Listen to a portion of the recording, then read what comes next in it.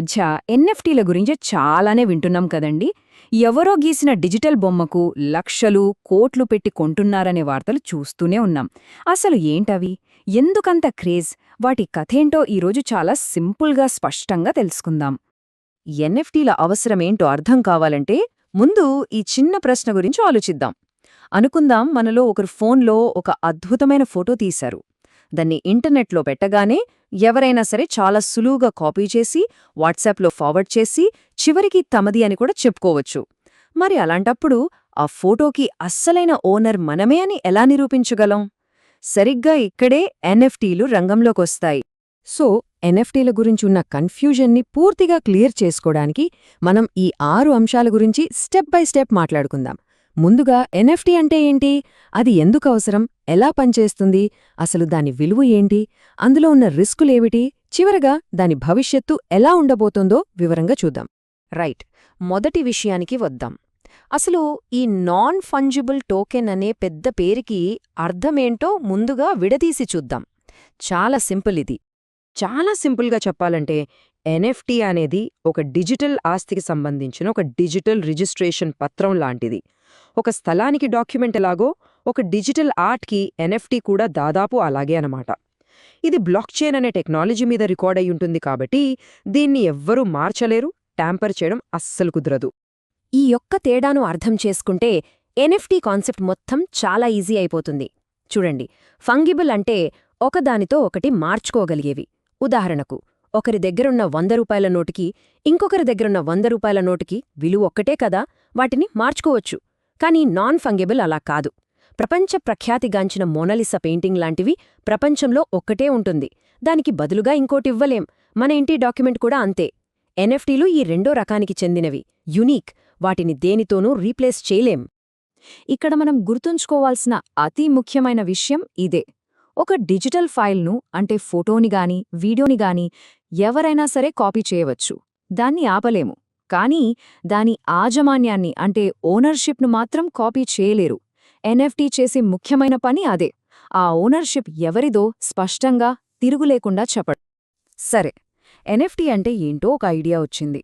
కానీ అసలు దీని అవసరం ఎందుకొచ్చింది?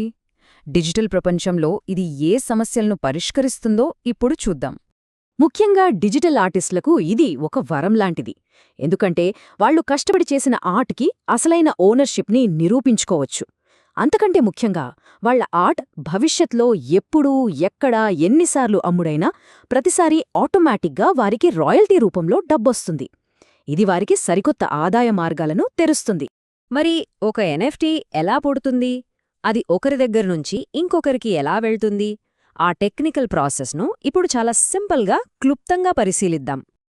ఈ 4 దశల్లో ఒక సాధారణ డిజిటల్ ఫైల్ బ్లాక్ చైన్ పై నమోదైన ఒక విలువైన ఆస్తిగా మారిపోతుంది. ఫస్ట్ ఆర్ట్ క్రియేట్ చేయడం నుండి దాని బ్లాక్ చైన్ పై మింట్ చేయడం, అప్పుడు దానికొక యునీక్ ఐడి రావడం, చివరగా కొన్నవారి డిజిటల్ వాలెట్కి బదిలీ అవ్వడం వరకు. ఇది దాని ప్రయాణం. ఇక్కడ చాలామంది కన్ఫ్యూజ్ అయ్యే ఒక విషయం ఉంది. బ్లాక్ చైన్లో అసలు ఫైల్ అంటే ఆ ఫోటో గానీ వీడియో గానీ స్టోర్ అవ్వదు. అది కేవలం ఈ ఫైల్ ఎవరిది అనే ఓనర్షిప్ రికార్డ్ను మాత్రమే భద్రపరుస్తుంది. ఒక లెడ్జర్ లాగా అన్నమాట. ఆ రికార్డ్ను ఎవరూ మార్చలేరు, చెరిపేయలేరు. ఓకే, బేసిక్స్ అన్నీ కవర్ చేశాం. ఇప్పుడు అసలు విషయానికొద్దాం. ఈ ఎన్ఎఫ్టీలను ఎక్కడ వాడుతున్నారు? మరి వాటికి లక్షలు, కోట్ల విలువ ఎలా వస్తుంది? దాని వెనకున్న లాజిక్ ఏంటి? ఎన్ఎఫ్టీలు అంటే కేవలం డిజిటల్ ఆర్ట్, బొమ్మలు మాత్రమే కాదు. గేమింగ్లో ఆయుధాలు, స్కిన్లు, మెటావర్స్ అని పిలిచే వర్చువల్ ప్రపంచంలో స్థలాలు, సంగీతం, చివరికి యూనివర్సిటీ సర్టిఫికెట్ల లాంటి అధికారిక డాక్యుమెంట్ల వరకు వీటిని వాడుతున్నారు. వాటి ఉపయోగం రోజురోజుకి విస్తరిస్తూనే ఉంది. ఈ టేబుల్ చూస్తే తేడా స్పష్టంగా అర్థమవుతుంది. బిట్కాయిన్ లాంటి క్రిప్టోకరెన్సీలు డబ్బులాంటివి. వాటిని ఒకదానితో ఒకటి మార్చుకోవచ్చు. కానీ ఎన్ఎఫ్టీలు ఆస్తుల మీద హక్కును తెలిపే డిజిటల్ డాక్యుమెంట్లు లాంటివి. ప్రతి ఎన్ఎఫ్టీ యునీక్, అందుకే ఒకదానితో ఒకటి మార్చలేం. కరెన్సీకి ఒక స్థిరమైన విలువ ఉంటుంది, కానీ ఒక ఎన్ఎఫ్టీ విలువ అలా కాదు. దానికి ఇంత అని ఒక ఫిక్స్డ్ రేట్ ఉండదు. దాని విలువ పూర్తిగా మార్కెట్లోని డిమాండ్, కొనేవారి ఆసక్తి మీదనే ఆధారపడి ఉంటుంది.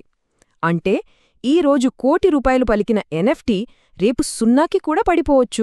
మరి దాని విలువను ఏది నిర్ణయిస్తుంది? సింపుల్. దానికి మార్కెట్లో ఎంత డిమాండుంది, అది ఎంత అరుదైనది, దానిని సృష్టించిన ఆర్టిస్ట్ ఎంత ఫేమస్, ఇంకా ఆ ఎన్ఎఫ్టీతో ఏదైనా గేమ్ ఆడొచ్చా, లేదా ఏదైనా ఈవెంట్కు ఎంట్రీ దొరుకుతుందా లాంటి అంశాలపై దాని విలువ ఆధారపడి ఉంటుంది. ఇదంతా చాలా బాంది, కానీ నాణేనికి రెండో వైపు కూడా చూడాలి కదా. ఎన్ఎఫ్టీ మార్కెట్లో ఉన్న రిస్కులు మరియు విపరీతమైన హైపు గురించి తెలుసుకోవడం చాలా చాలా ముఖ్యం. నకిలీ ఎన్ఎఫ్టీలు, ఫేక్ లింకులు, ప్రముఖ ఆర్టిస్టుల పేర్లతో మోసాలు, ఇలాంటి ప్రమాదాలు ఈ రంగంలో చాలా ఉన్నాయి. అందుకే ఏదైనా కొనే ముందు పూర్తిగా రీసెర్చ్ చేయడం, అనుమానాస్పద లింకులను అస్సలు క్లిక్ చేయకపోవడం చాలా అవసరం. చాలా జాగ్రత్తగా ఉండాలి. మనం అందరం గుర్తుంచుకోవాల్సిన అతి ముఖ్యమైన పాయింట్ ఇదే. ఎన్ఎఫ్టీ అనేది ఒక టెక్నాలజీ మాత్రమే. మార్కెట్లో ఉన్న ప్రతి ఎన్ఎఫ్టీ విలువైనది కాదు, అది మంచి పెట్టుబడి అస్సలు కాదు. 99% వాటి విలువ సున్నాకి పడిపోయే ప్రమాదం కూడా ఉంది. ఒకవేళ ఎవరైనా ఈ రంగంలోకి అడుగు పెట్టాలనుకుంటే ఈ 3 సూత్రాలు పాటించటం మంచిది. ముందు పూర్తిగా నేర్చుకోండి, తరువాతే కొనడం గురించి ఆలోచించండి. ఎవరో చెప్పారని హైప్ను నమ్మి కొనవద్దు. పోగొట్టుకున్నా పర్వాలేదు అనుకున్న చిన్న మొత్తంతోనే ప్రారంభించండి. చివరిగా, ఈ హైప్ను, స్కామ్లను ఒక్క క్షణం పక్కన పెట్టి, ఈ టెక్నాలజీ భవిష్యత్తులో మనల్ని ఎక్కడికి తీసుకెళ్లబోతోందో ఒకసారి చూద్దాం. భవిష్యత్తులో కేవలం డిజిటల్ ఆర్ట్కే కాకుండా గేమింగ్లో మన డిజిటల్ ఐడెంటిటీగా, చివరికి మన ఇల్లు, కారు లాంటి నిజజీవిత ఆస్తుల ఓనర్షిప్ను కూడా ఎన్ఎఫ్టీల రూపంలోకి మార్చే రోజులు రావచ్చు. ఎందుకంటే టెక్నాలజీగా దీనికి చాలా పొటెన్షియల్ ఉంది. ఇదంతా చూశాక మన ముందొక పెద్ద ప్రశ్న మిగిలి ఉంది. ఈ డిజిటల్ యాజమాన్యం అనే కాన్సెప్ట్ మన భవిష్యత్తును, మనం ఆస్తులను చూసే విధానాన్ని, చివరికి ఇంటర్నెట్ను ఎలా మార్చబోతోంది? దీని గురించి ఆలోచించడం ఆసక్తికరంగా ఉంటుంది.